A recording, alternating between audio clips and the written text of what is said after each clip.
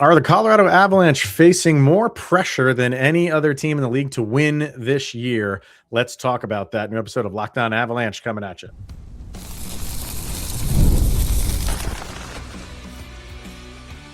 Your Locked On Avalanche, your daily podcast on the Colorado Avalanche. Part of the Locked On Podcast Network. Your team every day.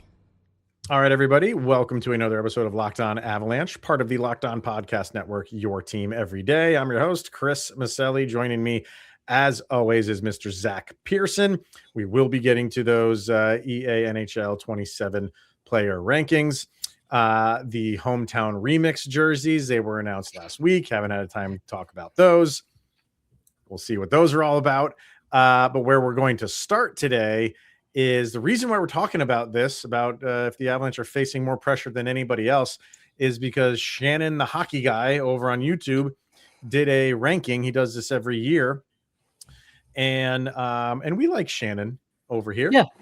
On Locked On Avs. Like, even though he's not a fan of the Avalanche, but I appreciate how he goes about it. I do too. He doesn't just go out there and just rip teams. Like, I just feel like he's a hockey fan. And he's like anybody else. He's going to have teams that he likes and has teams that he doesn't like. He's a Vancouver Canuck fan, and he also is a Dallas Stars fan. So it's understandable why he doesn't root for the Avalanche, but he doesn't come out here and say like they're terrible. Like, he gives Cale Makar his due. He gives Nathan MacKinnon his due. He has said that he's really tired of the Avalanche winning so much. I get it. As a Stars fan, totally get it. I'm tired of the Stars winning so much. Right. So yeah, exactly. So he did a ranking on this, on who's facing the most pressure to win next year. He had the Colorado Avalanche at number 1. What do you think about that? That's surprising you? I was a little surprised. Last year he had them at 9th, and the year before he had them at 5th. I have the still shot of all of his rankings up right now because I wanted to be sure I got all this right. I am surprised that the Avalanche are facing more pressure in his mind than the Edmonton Oilers, because that is the team that I think probably has the most pressure right now to win a Stanley Cup next year. Would just be my personal opinion. I do think the Avs are top 5, though. It really does feel like, heck, maybe even top 3. The Avalanche are under some pressure to get this done. And because we've talked about it so many times. How do you only have one cup with this core? That's not acceptable. So yeah, I think there's a ton of pressure. I was surprised that they're number 1 on his list, but I'm not surprised that they're that like up in the top 3. So his top 5 are Colorado at 1, the Florida Panthers at 2, Edmonton at 3, Minnesota at 4, and the Hurricanes at 5. And then he does have the Dallas Stars at 6. Yep. You were saying, well, first you said top 5, then you said top 3. I would agree with that. I would say I'm in total agreement with you that Edmonton has more pressure than anybody else. Anybody else. And I think it's because it's 0 cups to 1 cup in this realm. Yep. For the Avs. Like, at least they have one. I get what everybody's saying. Like, they should have more. Like, it's a foregone conclusion. Like, it's the easiest thing. We always say it's the hardest trophy to win. And then like, oh, the Avalanche should have 2 of them. Yeah. Okay. But I get what everybody's saying by that. The teams that you have had in this Nathan MacKinnon era, I get it. And they would probably say the same thing to you. But I don't think, I think because they do at least have the one, there's more pressure on the teams and the teams that have the superstars that have not won one yet. And that's definitely Edmonton. I would put the Avalanche at number 2, though. Like, this is not excusing them away and saying oh, there's no pressure on them. There is an insane amount of pressure on them. And, you haven't even gone back there. That's the other part of it. You haven't even gone back to a final. Yep. If you could at least get into these finals, and if you lose a final, okay, you can at least make the claim like, well, we were right there. But you're right there was just this last year where you got swept in the conference finals. Yeah, so brutal. So yes, there is pressure for the Avs, but I think Edmonton should be number 1. I don't know why the Panthers are number 2 for him. I think so. Listening in through the video, I think his rationale was the Panthers were this close to being a dynasty level team with the 3 cups in 4 years or 3 in 5 years, whatever it is.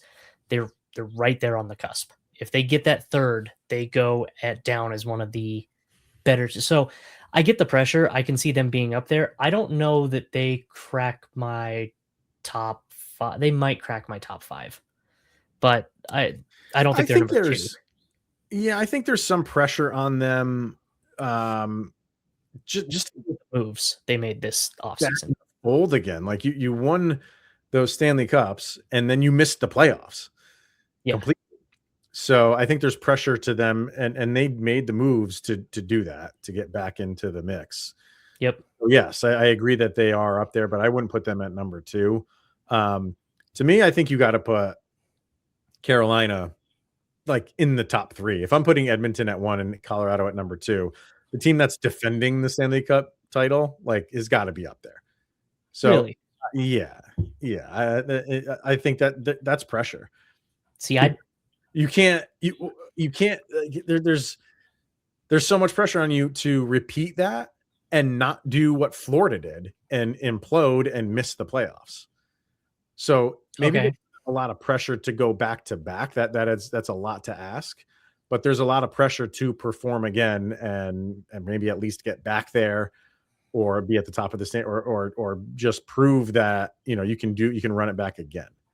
So I always put pressure on the teams that won it again. So it's like you gotta show the next season. Yeah. See, you were good. I think 5 is a decent spot for Carolina. That makes sense to me because I do while I do agree with the defending the championship title, you also did just win a championship. So like your fan base isn't going to be like, oh man, we just can't ever get it done. Like we played a ton of hockey. Now we're going right back into the season with the shortest off season of all but one other team who we beat. And our guys might be a little tired. Like, I mean, Avs fans definitely said that after the 23 season ended. Guys were tired and we lost guys in free agency and all that stuff too.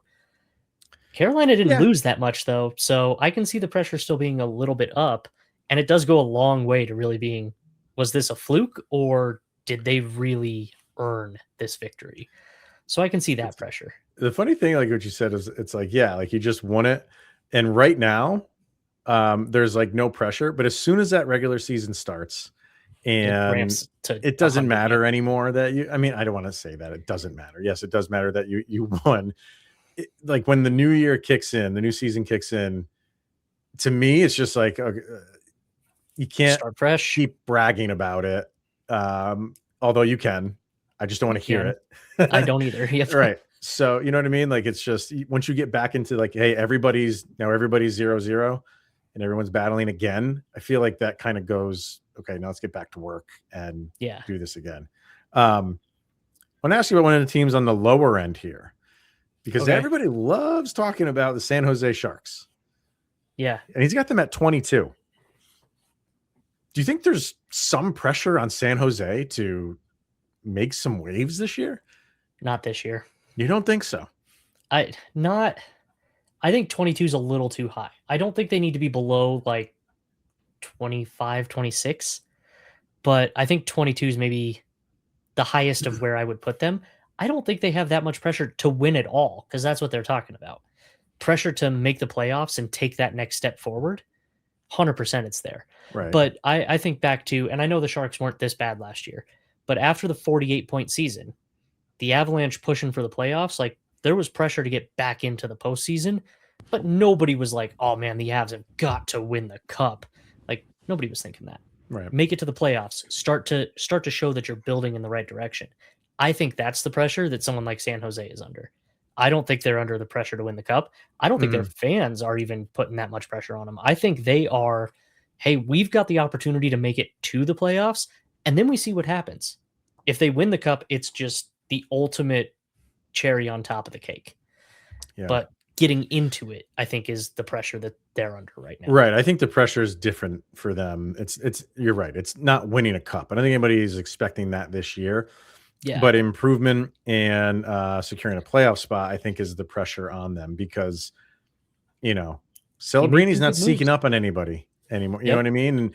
And the NHL came out with their rankings of centers. He was 3. Yeah. He jumped all the way up to 3. So, you know, you have all like there's going to be like last year, like it's not like he came out of nowhere, but I think he ascended a lot quicker.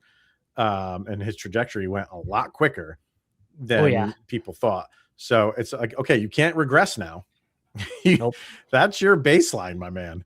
And you need to keep improving on that. So I think there's going to be pressure on them, and we don't know how they're going to respond to that. So I think he's more than prepared. I think going to the Olympics really helped him. 100%. So yeah, but that team's it's not going to be all his faults, obviously, but when you are the leader of that team at that age, doing what you did last year, you have to replicate that from here on out. Now, I know he hasn't taken the same leap, but I was surprised that he had Chicago as low with some of the moves they made and Bedard, and he's got them at 30. Yeah, they got to start making moves. Like the thing is I don't think they're under the pressure to win the cup this year. So again, different types of pressure, but I think Chicago has more pressure to do better than San Jose this year because they've been in this rebuild cycle for so long. Mm-hmm. I would also put Detroit as a lot more pressure on them than where he's got them ranked at 27 for the same reason. You can't just, unless you're Vancouver, you don't get to just live in this realm of perpetually not improving. Mm-hmm. Sorry, Canucks fans. I'd like not to throw, not to have you, catching strays, but feel the flame. Yeah. No, I get it. It's just weird. Like the Red Wings have had a weird offseason. They have. And I hate to say, but I just wonder if people are just giving them a pass for this year because of all the craziness that's going on. And it doesn't seem like they should. Like you've gone through this never-ending rebuild. Now your GM leaves. Your captain wants to get traded. And nothing's happening. So it's so odd, right? Yeah. Yeah. I don't know where that goes. So I think the thing is like there's varying amounts of pressure on every single team in the league for different degrees, right? For the Avs, it's like go win a cup. That's the biggest amount of pressure. For Vancouver, it's like what? Don't finish 32nd in the league, and that's pressure. So you have to kind of like prioritize and departmentalize like where they are for where like, the pressure is. But having said that, kind of circling back to the Avs, how do they respond to it is I think what everybody's going to be looking at this year, because it is a head game. It is now you've gone all these years since like winning the cup and haven't even gone back there. And I don't think this plays a role in the regular season. It's a long regular season. I feel like they're pretty comfortable with their team, but you've done this every year since you won the cup. When the playoffs start, how much is it getting into your head now of we have to make the Stanley Cup final? And as a lot of pressure to put on a team, but that's how it is for them. I don't know. And that's why, again, I think they're the number 2 pressure to win the cup. Yep. Connor McDavid's contract ending in 2028, I think, is the biggest reason that Edmonton has got that pressure. And we've talked about it. Like, if they make the final both years, does he stick around because he's as close as he can be without winning? Maybe, but you can't tell me they're not under the most pressure with that. So I agree. The Avalanche, though, it's a close second. There's a lot of pressure. You gotta make it there. You can't be out before the cup final. You have to make it to the final and hopefully win the whole thing. Yep. Go do it. And while they're going to be playing, we don't know how many times, in some new uniforms. Not all season long, obviously. We got some hometown remix jerseys on the way. Let's talk about those after this. First, we're going to hear from FanDuel. Baseball fans, if you think you know who's going to hit a home run today, FanDuel is giving you a free chance to call your shot with daily dingers. It's easy to play. Just make your free pick for who you think will hit a home run in their game. And if you're right, you'll receive a profit boost to use on your next bet for a chance at extra winnings. And best of all, you can make a free pick every day throughout the Major League Baseball season. And Daily Dingers is another way to stay engaged with every day's games, whether you're following your favorite team or keeping an eye on matchups across the league. And every game has someone capable of going deep, including the Rockies. Now you just get the chance to make your prediction before the first pitch. So if you're ready to play your game today, join all the action at FanDuel.com. That is FanDuel.com, and play Daily Dingers and make your free pick on who's hitting a homer, and play ball and swing for the fences with FanDuel, an official partner of Major League Baseball. All right, new uniforms. Love it. We know, well, I think we're going to be getting at least 2 for the Avs this year with this hometown remix thing and for their outdoor game in Utah. So they announced that they're going to be coming out with, like, they're calling it the hometown remix. Every single team is going to be getting one. I think they said they're not even going to announce these until the season starts. I don't think we're going to know what these things are until or we're not going to know what they are before the season starts. There was something in the post that Fanatics put up about more information. I can't remember how they worded it, but it was like when the season's underway or something like that. So will follow shortly after the season begins. There you go. That's a little have weird. It up. That's a little that weird. Is you think, like, will they be fully, like, they have to be fully designed and approved and finished by then, you would think. Oh, these were done. That's why I had a hang up a little bit with the Islanders thing. With the Island, like, in which they announced their winner, by the way. Because that. Yeah, they did. They don't. That was picked. Like, it was fun to get the fans involved, and that's what I'm saying. I said it at the time when we did talk about that a couple weeks ago when they announced that program, and they had like 80,000 submissions. And honestly, I feel like the Islanders already had it done and knew they were going to get 100,000 submissions, and one of them was going to match the ones that they wanted done. You don't do these and then put them into production 2 months before the season starts. These are done a couple years in advance. They're a couple years in advance, because I remember when Anaheim switched back to the orange with the duck logo, and there was one other team. And when Fanatics was taking over the jerseys, and they said, we're not going to do any new jerseys for like 2 years or however long they've had it. This is like the second or third year that they've had it. I think so. They said nothing new except for those 2 teams because they were already in production before they signed the contract with us. Interesting. So okay. This is these are like, there's a lot that goes into designing and needing to get approval and all that stuff. So no, the Islanders one, they knew what they were doing and they just needed someone to match it up.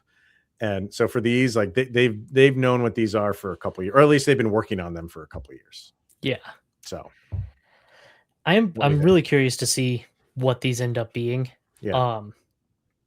Like, the hometown remix kind of makes me a little nervous, because I know the Rockies with the MLB did a couple of, like, City Connect. That's what they called it. Yep. Jerseys. And I don't know if I'm going to get blasted for this. I loved the license plate. If I could get my hands on a Chuck Nasty jersey and get the license plate one, I would love it. Unfortunately, I have not been able to find one. No. But the purpley ones from this year, I think they kind of missed the mark. I'm not a big fan of that one. City Connect makes it seem strange because there were some of them in MLB that were just bad, and I'm a little afraid that we're going to do this. Here's one thing I saw, though, and I think it was a Reddit post. I don't remember who said it, so I apologize. If you're listening and you said it, take your credit in the comments. They said, just make it different. Make it interesting. Don't do the exact same retread thing over and over and over again. Swing for the fences. Go for it. Yeah. And I'm actually kind of on board with that. I I want something a little out there. Make it a little different. I think they will. I think people are kind of hung up on it. This is going to be like looking back at like Avalanche history. I don't think, this is just my feeling of it, I don't think that's what it's going to be. Like, the name of it is Hometown Remix. Yeah. Not necessarily Avalanche history, Avalanche Remix. Like when you had like the reverse retro, like that seemed like it was more geared towards that specific team. Yep. This seems like it's going to be geared towards the city in which these teams play. So what do you pull out of Denver or Colorado as a state? You know what I mean? Like I think that is going to be what's incorporated in these things. I don't think, and it's kind of going down the road you were talking about, I hope it's not going to look anything like an Avalanche uniform. Like it could look like the second version of the reverse retros, where those were completely different. I mean, you had the C. Yeah. Like you had the C, like that's on the shoulder pads. But like, and we were talking in the Discord chat about it, and some people were like, "Oh, let's get the Yeti foot." I don't think you're getting anything with the Yeti foot on it. I don't think you're getting anything with an A. Like, I think this is going to be Denver and Colorado, and incorporate the city and the state rather than it be about the Avalanche history. I would love it. I really would. I think it could end up being something really, really awesome that way. Yeah. It could also be horrible and just brutal to look at, but it would be fun. And I would get one if it was horrible, as long as it's not the bib from the outdoor game. I love that one at the Air Force Academy. Yeah, that's what I mean. Like, I want them to be so bad, they're awesome, and that's what I said about I'm all for it. The Air Force game. Like, those are so bad, it's great. And I guess, you know, again, using the words hometown, maybe you do include Quebec in this somehow, because that's the original hometown of the Avalanche. But I mean, you can't go with what you're wearing right now. Like, I mean, I guess you could do like the igloo, but I don't think they want to. I think you also can't, because they lost so many times in this jersey. Yeah, I know. And the only reason I've got this one on is the alumni game happened right before we were recording this, between DU and Colorado Avalanche. And since Logan O'Connor plays for the Avalanche and was a DU legend, I had to go ahead and don the LOC jersey for tonight. Sure. But I do agree. I don't think it can be this. I saw somebody say just make it the first iteration of the reverse retros, the burgundy igloo. I don't think you do that. I think that one was fun. It's a shame that they never really played in front of a crowd. Did they even play in front of a crowd in those? I don't think so. No, that was because that was the COVID year, and that was the outdoor at Lake Tahoe. Lake Tahoe, yeah. Yep. So, I mean, I get the idea. I don't think that one is what they're going for. I love that jersey. I wouldn't be surprised if that never comes back. It's just, it was a one and done type of situation. Yeah, I like making that, like you said, like one and done. And not just keep bringing it back. Like, I like that. Yeah, I'm with you. Do something crazy. Do something wild. If it doesn't resemble the Colorado Avalanche at all, I'm okay with that, because you're going to get that for the outdoor game. So either way, we're going to be ponying up some money. I know. I'm trying to figure out where I'm going to come up with the cash for 2 new jerseys this year, but I don't even have a kidney to sell anymore. No, I do want to shout out Nicholas in the Discord though, because he said the ultimate troll is to bring the Yeti foot back for the outdoor game. Oh, for the outdoor game, that would be chef's kiss. Do it. You absolutely have to do that. And for people that don't know what he's talking about, like they're obviously playing the Utah Mammoth, and the Mammoth tried to name their team the Yeti, and the cooler company forbid that from happening because they weren't going to share the rights to it. So go buy Yeti coolers, because if not for them, I know they're ridiculously expensive. If go not buy for if them, you can afford it. the Utah Yeti would be a thing. So now that you're playing them outdoors in Utah, it would be the ultimate troll the jersey to bring the Yeti foot back just for that. And I think the Avs know the moment, and I think they're going to do that. I hope so. I think they will, and really make it front and center, like where your igloo is. Make that your right logo, there, so everybody sees it. And it was like, you could have had this, but you don't. So there you go. All right. Let's talk about EA NHL 27 player rankings. Do that next.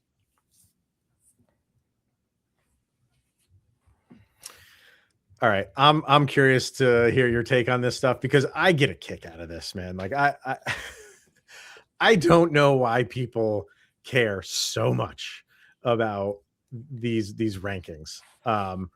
And I'm a video game guy. I cut my teeth and that's why I started podcasting, was video game podcasting. Like, yeah, I'm all about, like, you know, I've played Maddens and NHLs. I've grew up with video games.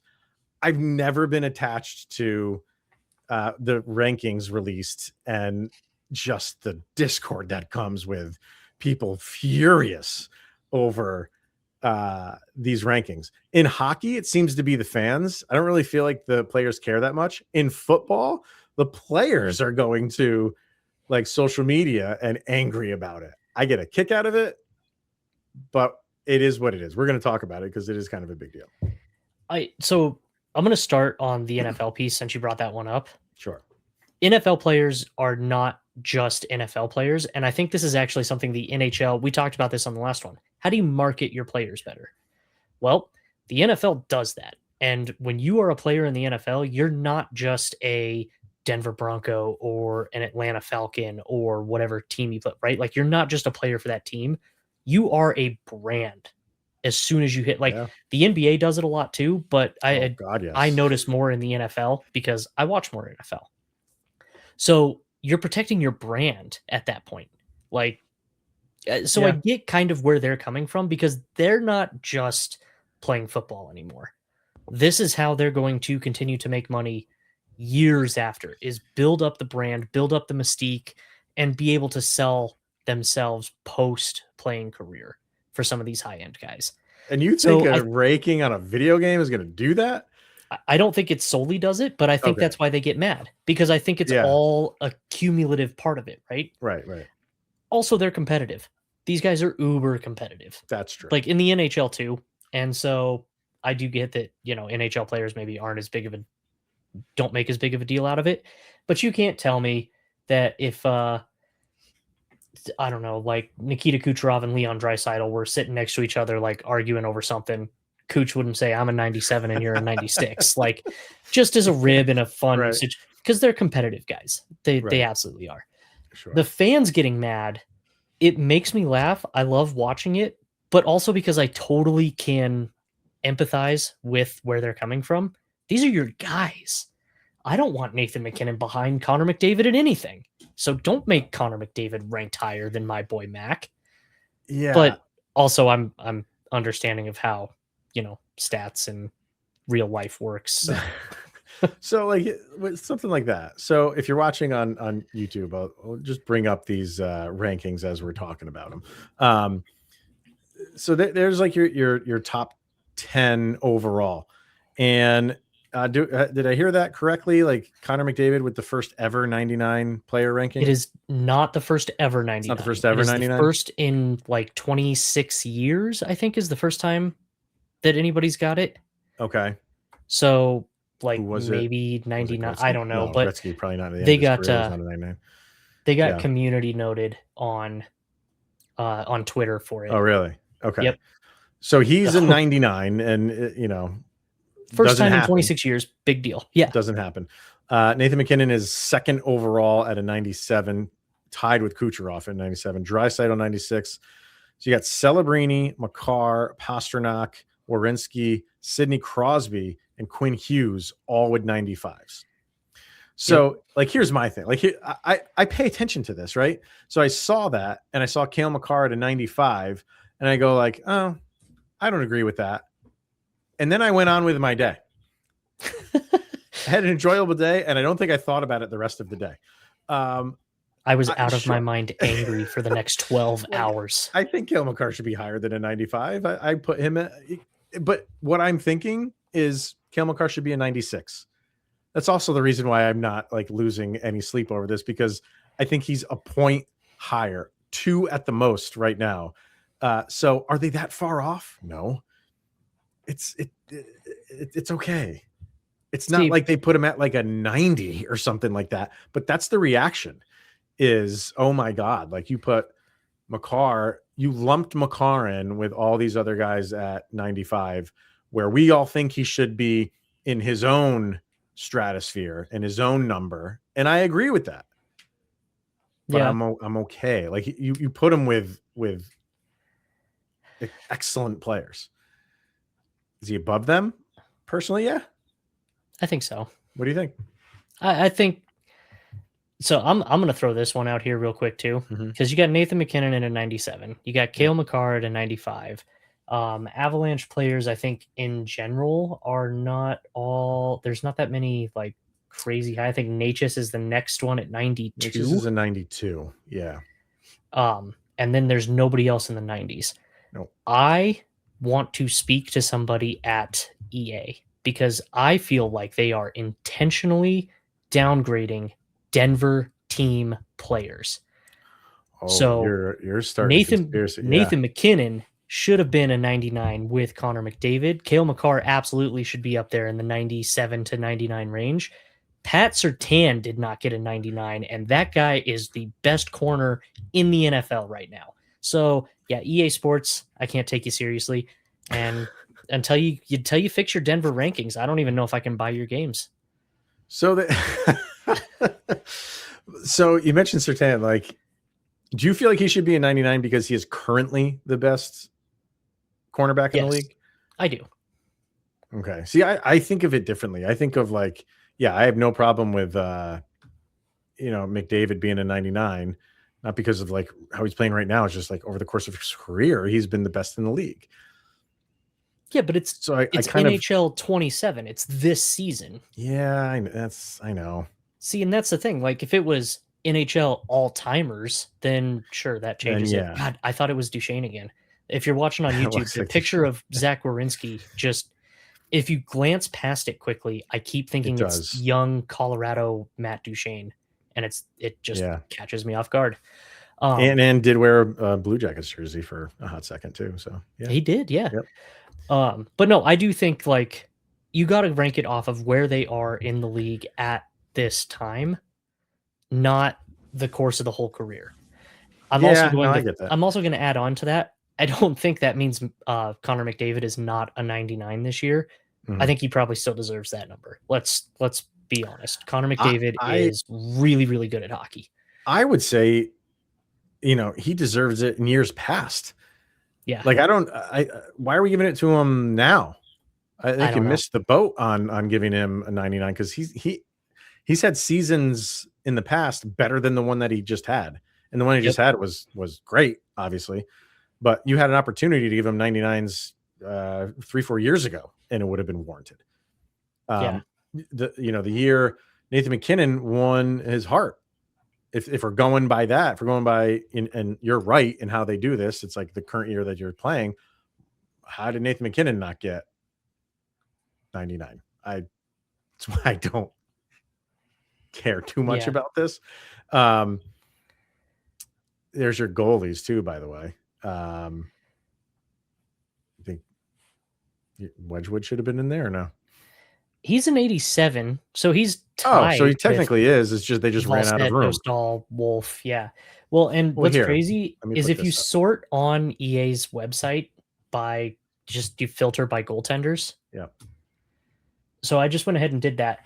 They actually have Wedgwood right behind Wallstedt and ahead of Dostal. Wedgwood is the number 106 overall. Dostal is 112. So I don't even know how they decided to do what they did. Huh. But yeah, I like Wedgwood up in there because you have to base it off of obviously last season's performance, because unless EA has a crystal ball that lets them see what's going to happen next year, that's where you get your information. Yeah. I think that makes sense. I like Scott Wedgwood as like one of the top goalies in the NHL. He had an amazing season. I got from the EA website. Here's all the Avalanche players. So there's obviously MacKinnon and Makar, Natchez at a 92, listed as a center. There's Wedgwood 87. Taves is an 87. And Mackenzie Blackwood is right behind Wedgwood. He's only one behind him at 86. Kadri with an 86, Manson with an 86, Brock Nelson and Sam Malinsky and Gabe Landeskog and Brent Burns all at an 85. And to have Arturi Lehkonen below that at an 84. Yeah. See, this is, I can't take you seriously. And at EA, I don't know what you guys are doing over there. What was so Taves was an 87. Yeah. And where's the left? So left defense. So you have Hudson at a 90. Roman Yossi still kicking around at 91. Wow. Okay. I think that's kind of low for Taves. I mean, he had an off year, but still, I think 87 maybe is a little bit low for him. Yeah, I would agree. I think Taves probably deserves a little bit higher, but it was not a great season for Devon Taves. Yeah. I think he bounces back in NHL 28. He's right back up there where he belongs in the 90s. All right, just play the game and be happy. Come on, like I don't. And they adjust these throughout the year, right? Don't they update them? I think so. I'm going to be real honest. When I play, I don't really pay attention to where everybody is after that. Like I see it when it comes out at the beginning of the season for NFL and NHL, and I'm like, oh yeah, that guy's high, that guy's low, et cetera. After that, I have no idea. I think the anger comes from, they released this stuff in August. There's nothing else to talk about. Yeah. I think that's where the anger comes from. I think if this happened, like even in like training camp or game 2 of the preseason, I think a lot more people would have the mindset I do of like, oh, that I'll have some interest. I'll look at the numbers. Oh, I don't agree with that one. That's okay. The Avs are playing tonight, and that's all that matters is real hockey. Yeah. And I can play the fun video games on the side. But again, right. I can't give EA money until they stop ripping on my Denver teams. But I can guarantee you there's 31 other fan bases that feel the same way that you do right now. Does EA have a NBA as well? I don't know. EA NBA Live. Yeah, it looks like it. So I wonder if they don't have Nikola Jokic as a 99, then I'm going to go storm EA's building. Where is Oh, that makes sense. I was gonna say, where's EA located? They're in California. Oh, so yeah. Of course they'd put Celebrini up there. Yeah. No, oh my gosh. Hold on. I just pulled it up real quick. I know we're running a little long, but I want to pull this off. Nikola Jokic, 97 overall. Ranked 3rd in the NBA, according to... I'm telling you, man. Done. Ban EA. You're not giving it to Surtain. You're not giving it to Jokic. You're not giving it to MacKinnon or Makar. EA. You know what? I'm sorry. Allegedly, you're a joke of a company. You're a joker of a company. Hey, now. You might be onto something here, Mr. Pearson. I'm telling you. Start it up. It's an anti-Denver conspiracy. Throw it out there. I think you might get some followers on that. All right. That's going to wrap it up for today. So thank you, everybody, for tuning in and making it your first listen of the day. That is always appreciated. He's Mr. Zach Pearson, the conspiracy theorist master. I'm Chris Maselli. This is the Locked On Avalanche podcast. We'll see you guys on Wednesday. You made it through another 24 hours, that much closer to puck drop and that much closer to the Cale Makar extension, which Joe Sakic says is going to happen.